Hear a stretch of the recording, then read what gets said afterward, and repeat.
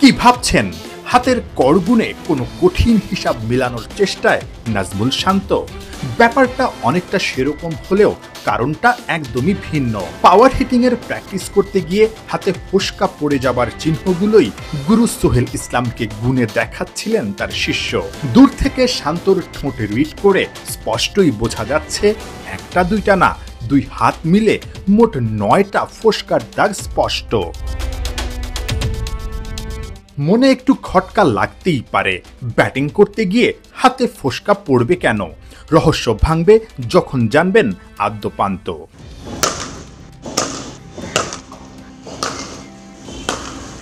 শান্তর এই বিশেষ সেশনটা একদমই সাধারণ না। একটা দুইটা কিংবা 100টাও না, নেটে প্রায় 250 বল গায়ের সর্বোচ্চ জোর দিয়ে হিট করেছেন শান্ত। টি-20-র ক্যাপ্টেন্সি ছেড়ে দেওয়া, এরপর দল থেকেই ছিটকে যাওয়া। শান্ত জানেন তার ফিরে আসার লড়াইটা অন্য সবার মতো অতটা সহজ না।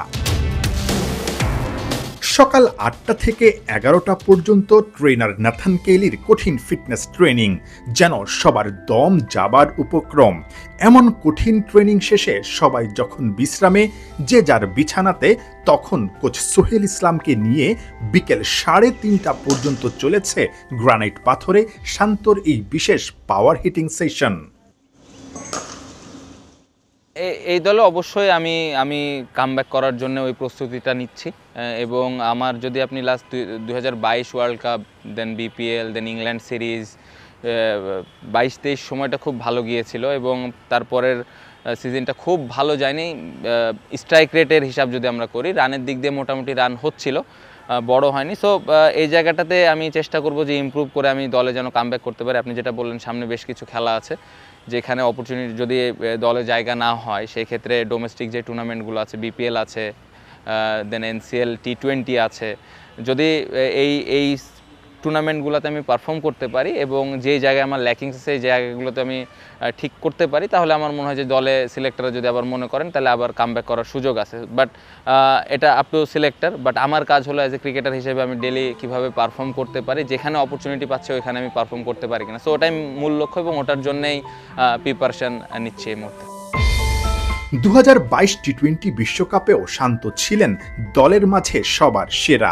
ঘরের মাঠে টি-20-র বিশ্ব চ্যাম্পিয়ন ইংল্যান্ডকে হোয়াইট ওয়াশ করা সিরিজে ছিলেন সিরিজ সেরা। শান্ত সেই হারানো আত্মবিশ্বাসটাই ফিরে পেতে মরিয়া। ঠিক এই ছবিটার মতোই পড়ে গিয়েও থেমে না থেকে উঠে দাঁড়ানোর প্রাণান্ত চেষ্টা। শান্ত জানেন তার ফিরে আসা কিংবা সুযোগ পেলেও দলে টিকে থাকা কঠিন এক পরীক্ষা, তাই তো বাড়তি পরিশ্রম করে নিজেকে এগিয়ে রাখা। নেদারল্যান্ডসের বিপক্ষে হোম সিরিজ আর এশিয়া কাপের আগে শেষ হয়েছে দলের ফিটনেস ট্রেনিং। একদিন বিশ্রাম, এরপরই শুরু হবে ক্রিকেটারদের স্কিল ট্রেনিং। পাওয়ার হিটিং এর তালিম দিবেন নয়া power hitting coach Julian Wood. Nahian Bin Jasim, 71।